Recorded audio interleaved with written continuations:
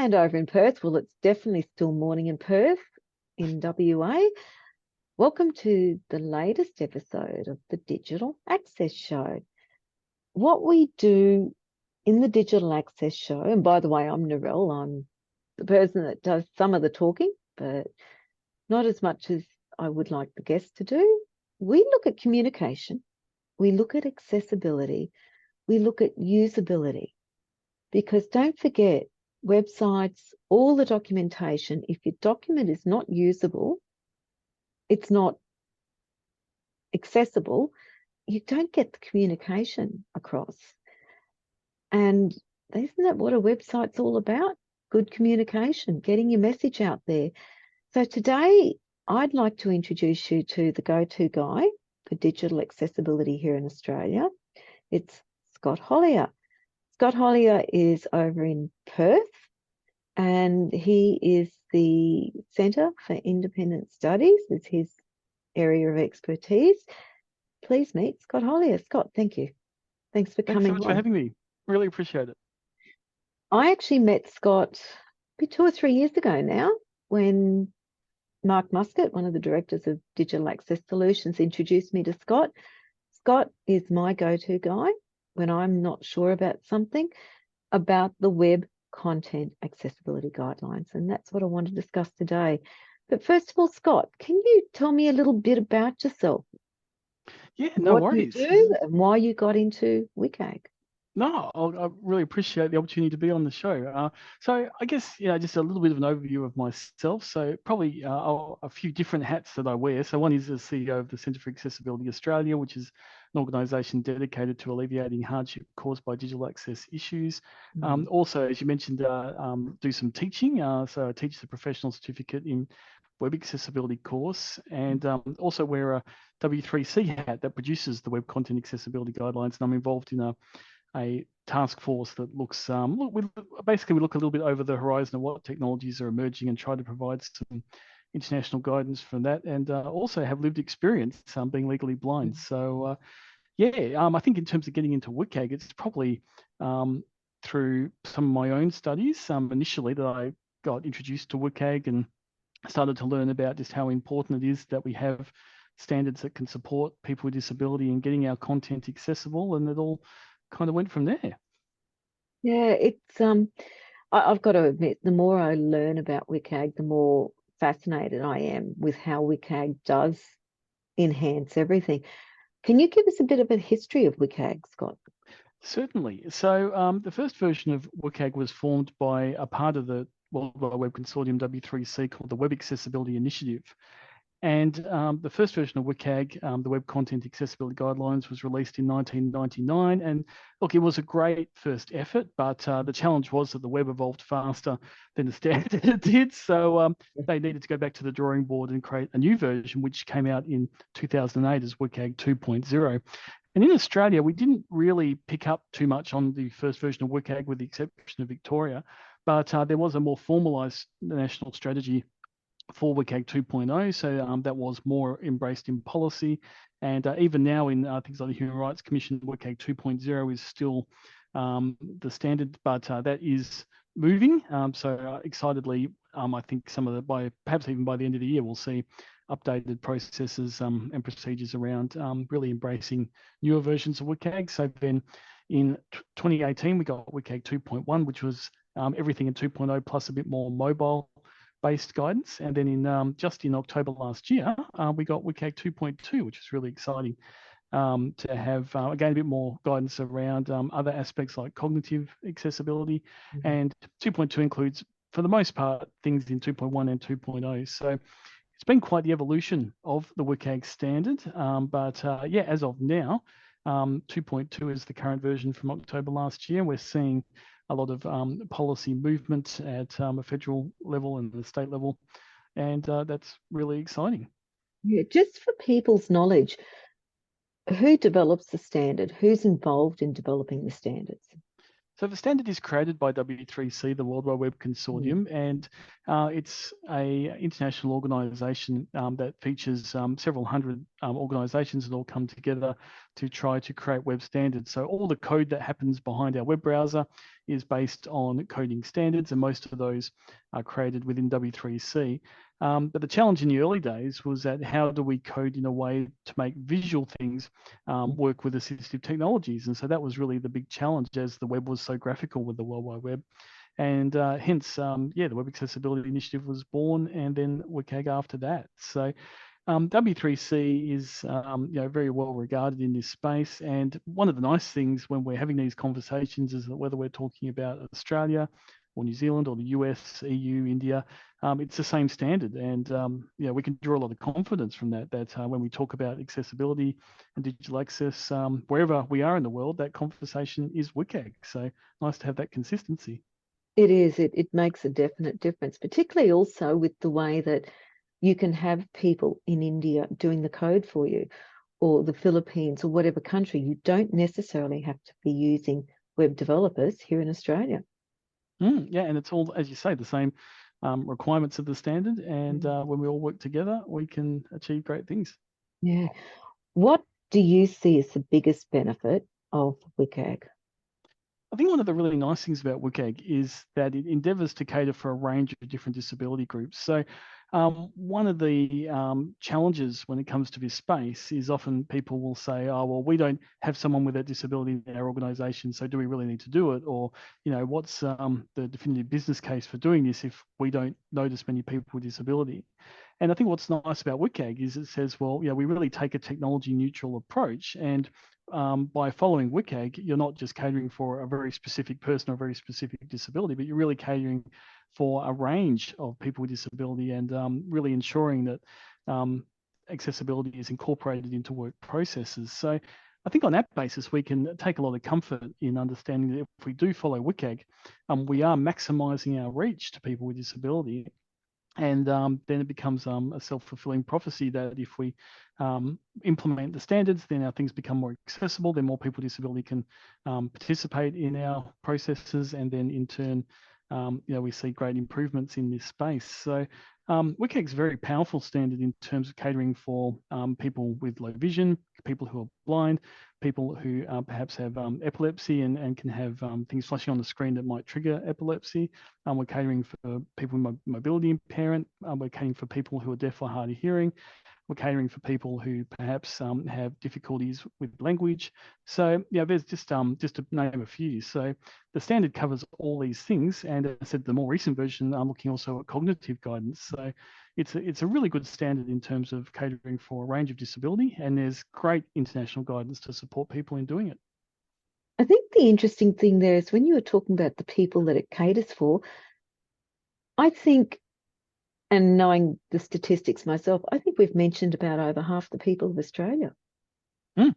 Well, and that's the thing, in terms of people specifically identifying as having a disability, it's somewhere between 1 in 5, 1 in 6. But then when you look more broadly at that, about people who can benefit, it's something, as I'm sure in your space, that you notice all the time, that when we do make things accessible, it helps everyone. A good example of that is that when we go to the airport or maybe to the GP, we'll often see captions on the TV. That's not because everyone's deaf, but because in those noisy environments, those captions are so useful. And WCAG specifically says you need to have captions on your video content. So this is just one example of, we do it for people with disability, and it really helps everyone. So I totally agree. I think the more we look at this space, the more everyone benefits.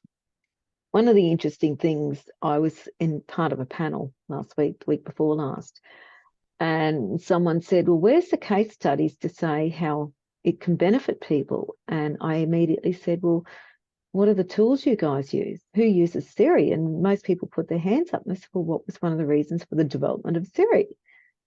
And they said, so that people can voice control, people with, quadriplegia, different things. It's voice control. And now everyone uses it. Like you mentioned the captions and the other one. I said, well, what about the typewriter?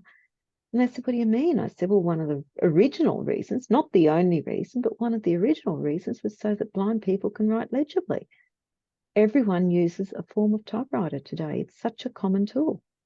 Well, Well, one story that was shared with me when I was doing my PhD studies is I met the accessibility director of Hewlett Packard, and he said that in the early 2000s they built a laptop that you could open the lid with one hand without the base flicking up, and they did that specifically to comply with US legislation that was based on WCAG. And they found that that particular model sold so well because a whole variety of people found it incredibly useful when you're, if you've got, a small child tucked under one arm, then being able to lift up the lid of a laptop without the base flicking up is really useful. And there's all these use cases they never thought of. And so they decided, well, yeah, I think for most of our models, we need to make that happen. So even to this day, most laptops do have a weighted base so you can open the lid with one hand. And so, yeah, as you say, another example which started as very disability specific legislative compliance, but just became so useful that it's something pretty common today. Yeah. Talking about the legislation, and here in Australia, obviously I'm very aware of the like the Disability Discrimination Act and Human Rights Commission. How future-proof do you see the government being with keeping, like putting digital accessibility as a standardized tool? We hear them talk the talk a lot, and I know just from my own personal perspective how many federal and state and local government departments, they're just not accessible. What's the better word? Are they being really, yeah, let's get in and do it? Well, I think that up until now, it has been a bit discouraging. I mean, looking at the policy on the books, we have the Disability Discrimination Act 1992 that has no reference to ICT at all, let alone accessibility. We do have the Human Rights Commission advisory note that provides some guidance, but it still points back to an old version of WCAG, although there is a draft currently that has that updated. So hopefully that will come to pass. We've seen some movement, like with the Federal Digital Service Standard that has looked at WCAG 2.1, so that's encouraging. But again, there's a little bit of ambiguity around what level of the standard they're following. So, and the states are in various states of WCAG 2 or WCAG 2.1. So policy-wise, it's all a bit messy. But I do draw a little bit of encouragement because I think we actually have an opportunity now to start to improve this space because like you say, there's policy and then there's implementation, and the practical implementation does seem to be lacking. I don't think it's personally, in my view, through intent, but I think that there's just simply that awareness as, we're all of us that work in this space continue to try to build awareness around what needs to be done. But this year might actually mark a year of change. We are seeing that Human Rights Commission note being updated, first time since 2014. And also the Disability Royal Commission does open the door a crack because one of the recommendations is to update the Disability Discrimination Act. And I know that for myself and yourself and lots of us that work in this space, it would be incredibly exciting if the DDA did get updated. And there's a whole consortium of organisations which are really hoping that this is at last, that opportunity. What is it, 32 years, I think? Yeah, it's definitely overdue to have digital access properly in legislation. Like we, accept that we should have wheelchair ramps on buildings. This could be that wheelchair ramp moment where we can actually get some legislative change. So I'm a little excited, I must admit, that after years of not a lot happening, that maybe now is the time to see some improvements. I tend to agree with you. I think the biggest fear, particularly in the small and medium-sized business sector, is how much is it going to cost? And my answer at the moment is always, well, how much is the cost of lost sales that you don't know you've lost? Yep.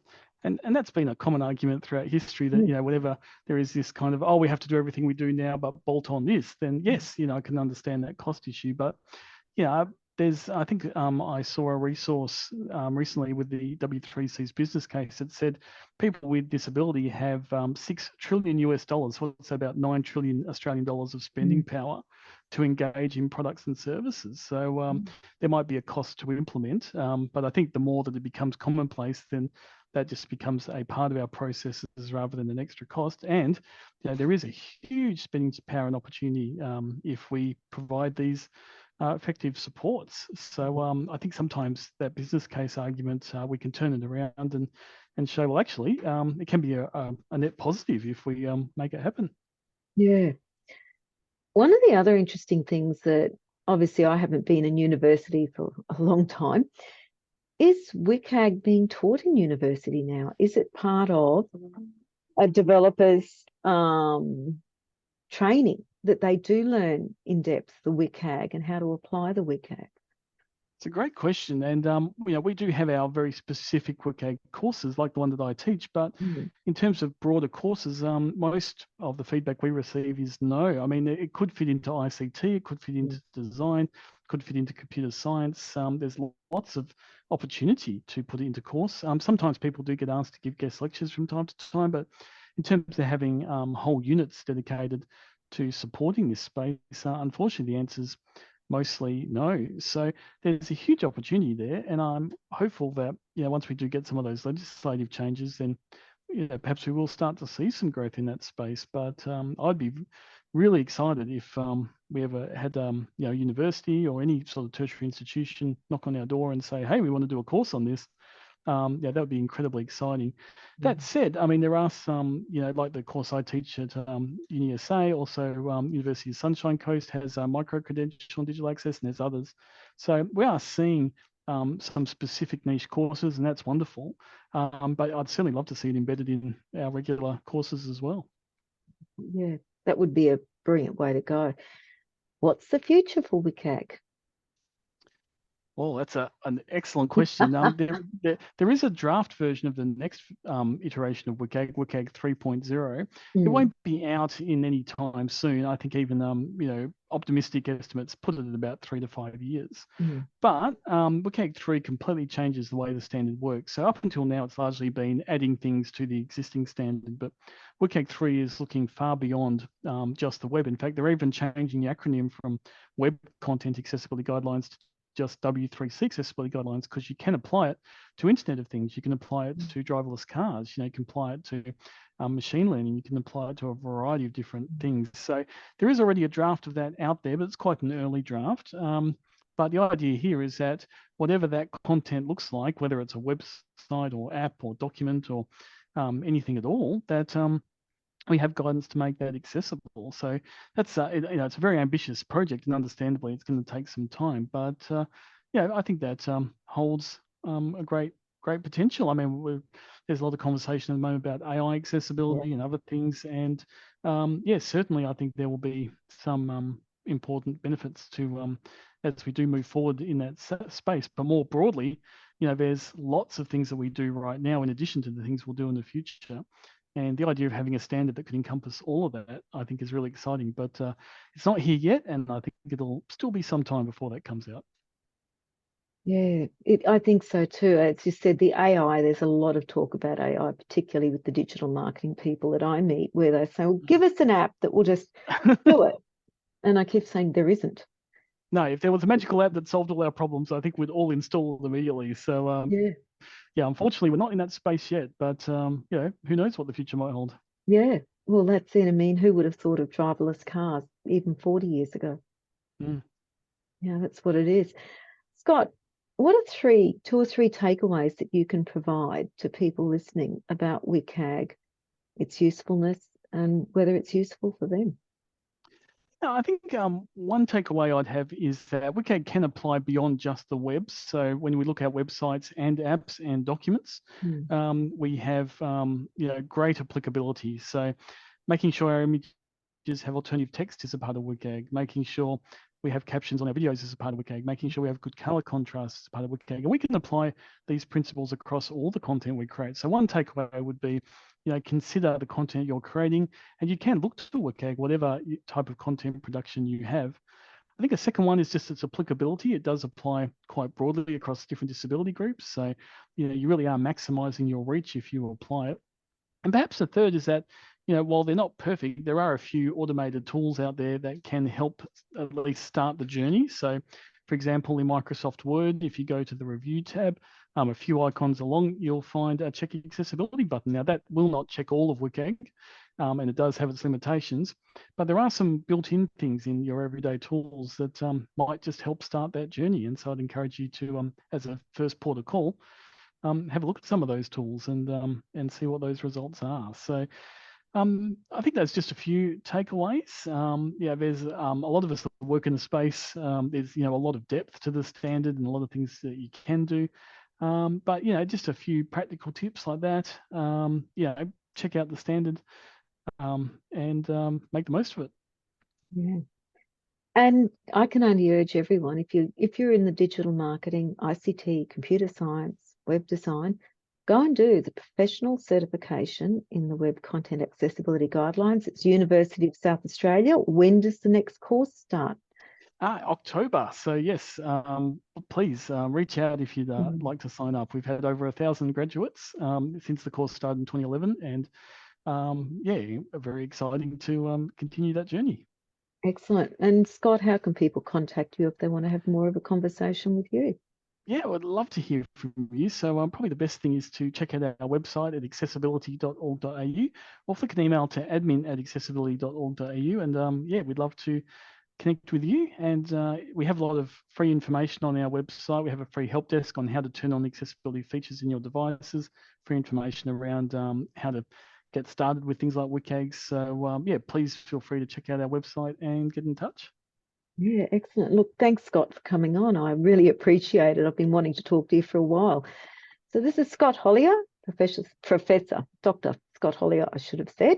Sorry, Scott, I keep forgetting that. It's just, g'day, Scott, how you going? Haven't talked for a while. Yeah, no, just Scott's all good. So no worries.